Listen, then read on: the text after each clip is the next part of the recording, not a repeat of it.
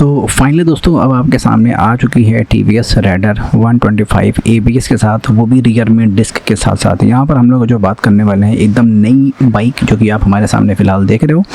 तो आइए फिर इसमें पहले मैं फ्रंट से एक बार दिखाई देता हूँ कि इसमें ABS आई कहाँ पर है। मैं ऑलरेडी बोल ही रहा था कि ABS आएगा और लोगों ने कहा कि भाई नहीं आएगा, इतनी छोटी बाइक में ABS आना कोई बहुत बड़ी बात नहीं है, लेकिन ऐसा कुछ भी नहीं है। अब जाकर के इसमें बहुत सारी चीज़ें आ ही चुकी हैं।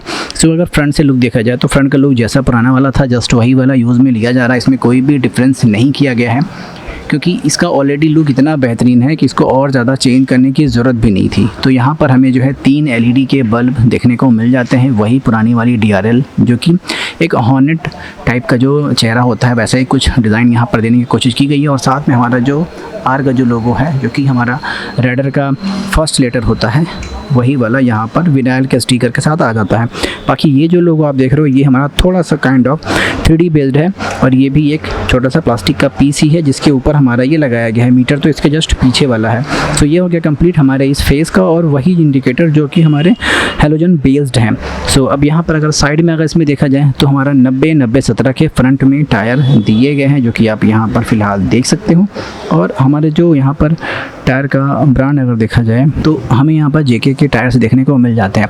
अब यहीं पर अगर मैं आपको दिखाना चाहूँ थोड़ा सा, आपको मैंने ऑलरेडी बताया था कि यहाँ पर ABS के लिए कुछ होल्स हैं, तो वो 3 होल्स का यूज़ करके यहाँ पर ऑलरेडी ABS की जो रिंग है वो बैठा दी गई है और बाकी सब कुछ चेंज करने की ज़रूरत नहीं थी। सिर्फ एक अलग से एक पीस लगाया गया लोहे का, स्टील का, जो भी आप कह लो, उसी के ऊपर ABS के सेंसर को माउंट कर दिया गया।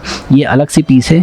अगर ये पहले से सोचा गया होता कि इसमें लग करके आना है तो इसी सस्पेंशन में ही वो लग करके आ जाता, वो एक मोल्ड बन करके आ जाता। जैसे डिस्क के लिए मोल्ड बन करके आता है जस्ट वैसे ही ABS का मोल्ड बन करके आ जाता है। लेकिन अब मेरे ख्याल से इतनी ज़्यादा ज़रूरत इनको है नहीं।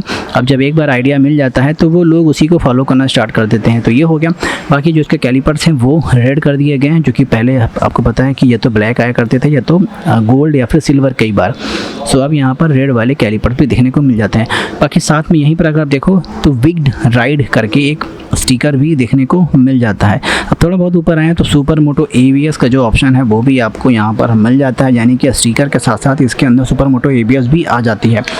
सो यहीं पर अगर इसके वेरिएंट की बात की जाए तो इन्होंने iGo असिस्ट वाले वेरिएंट को चुना ताकि टॉप वेरिएंट रहे, थोड़ा सा अच्छा भी लगेगा और लोगों को भी पसंद आएगा। तो इस तरफ अगर देखें तो हमारा वही हॉर्स का लोगो, स्टिकर्स आप देख लो वाइट वाले ऐसे ही कुछ दिए गए हैं। और हमारा इंडिया का जो फ्लैग होता है वो तो हमेशा से TVS अपनी बाइकों पर रखता ही है।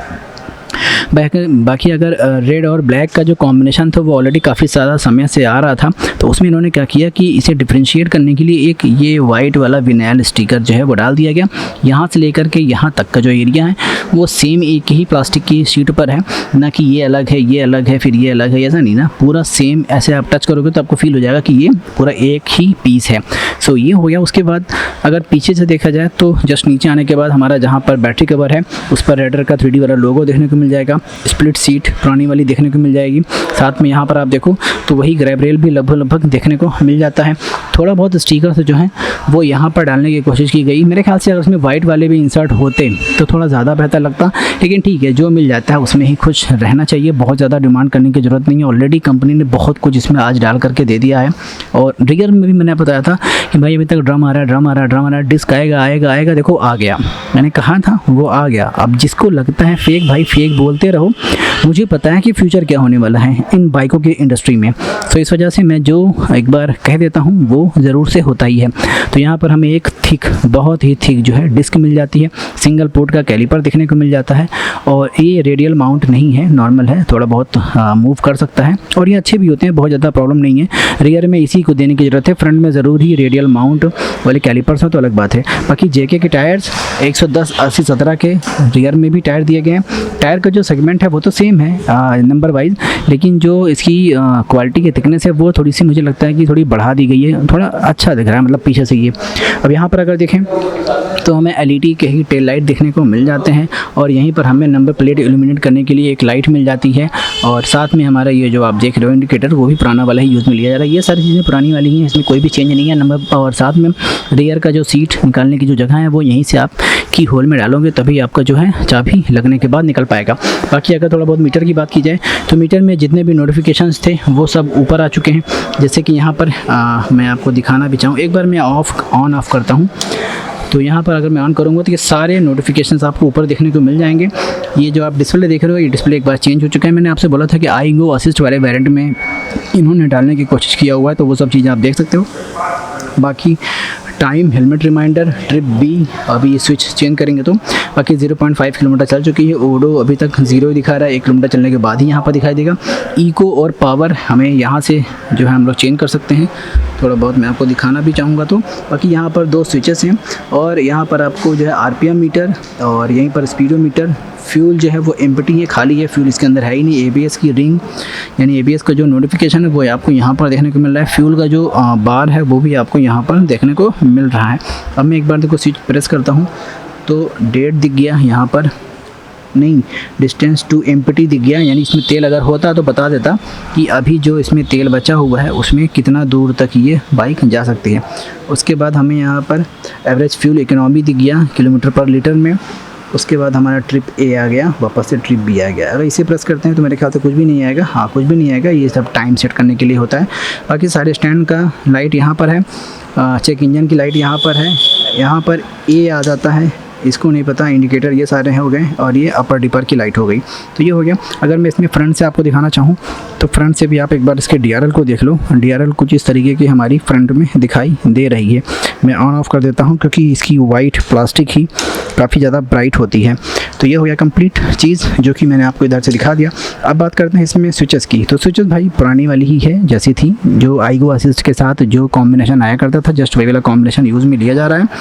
और यहाँ पर देखो आप तो अपर डिपर, पास की स्विच, यहाँ पर असिस्ट का स्विच एक आ जाता है जिसमें आप देखो है तो यहाँ पर बना तो हुआ है माउथ का सिंबल, लेकिन पता नहीं कैसे काम कर रहा होगा। लेफ़्ट राइट इंडिकेटर और इसके बाद हमारा हॉर्न का स्विच, यहाँ पर पावर और इको कर सकते हैं। ये चीज़ बढ़िया है, मतलब अगर फ्यूल इकोनॉमी वाइज देखा जाए तो ये चीज़ बढ़िया है। बाकी यहाँ पर आपको सेल्फ की जो स्विच है वो देखने को मिल जाएगी। मिरर्स भाई यार पुराने वाले यूज़ में लिए जा रहे हैं, जो कि आप यहाँ पर देख सकते हो। ये चीज़ ना होता तो ज़्यादा बेहतर होता, जो कि आप यहाँ पर अभी फ़िलहाल देख सकते हैं।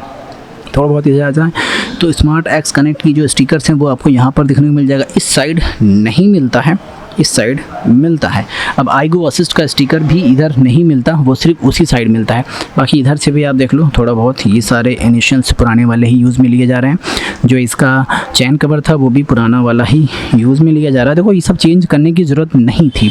अब यहीं पर देखें तो हमारा जो इंजन गार्ड है वो भी यहीं पर देखने को मिल जा रहा है, जो कि सिंगल पीस में है। ये अच्छी बात है, टूटा तो पूरा टूटा, इसमें पीस वाइज पीस लेने की कोई ज़रूरत नहीं है। और वही स्टिकर जो है हमें यहाँ पर भी देखने को मिल जाते हैं, वो जो वाइट वाले इंसर्ट थे वो यहाँ पर भी देखने को मिल जा रहा है। बाकी इंजन में कोई भी खास चेंजेस नहीं हुए हैं, अगर हुए होंगे तो दिन प्रतिदिन जैसे बीतेगा वैसे वैसे मालूम पड़ता जाएगा। बाकी इधर देखें हम लोग तो अलॉय व्हील पर इधर भी हमें विद राइड का स्टिकर देखने को मिल जाता है। सो आप बताइएगा कि आपको ये बाइक कैसे लगी। भाई मुझे तो बेहतरीन लगी, और एबीएस का आना ज़रूरी था, 2026 में ऑलरेडी आना ही था। सो शुरुआत अभी से हो चुकी है, जब मजबूर किया ही जाएगा सरकार की तरफ से तो ये आना ही था। सो दोस्तों आपको मेरी ये वीडियो कैसे लगी जल्दी से नीचे कमेंट में बता देना। भाई वीडियो अच्छी लगी लाइक जरूर करना। चलिए मिलते हैं किसी और एक अमेजिंग सी वीडियो, तब तक आप प्लीज़ ख्याल रखना अपना और अपनी बाइक्स का। Bye bye.